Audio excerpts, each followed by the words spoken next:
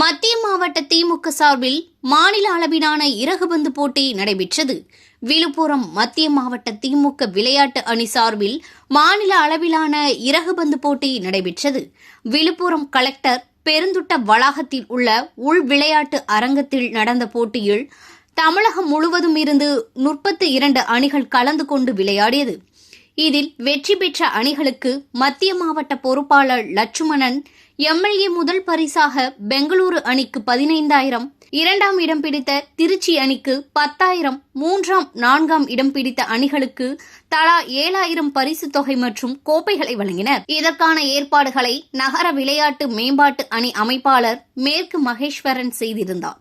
இந்நிகழ்ச்சியில் நகர இளைஞரணி அமைப்பாளர் மணிகண்டன், நகர்மன்ற உறுப்பினர் சாந்தாராஜ், புல்லட் மணி உள்ளிட்டோர் கலந்து கொண்டனர். போட்டியில் முன்னதாக லட்சுமணன் எம்எல்ஏ விளையாட்டு வீரர்களோடு அவர்களுக்கு இணையாக விளையாடி அசத்தினார்.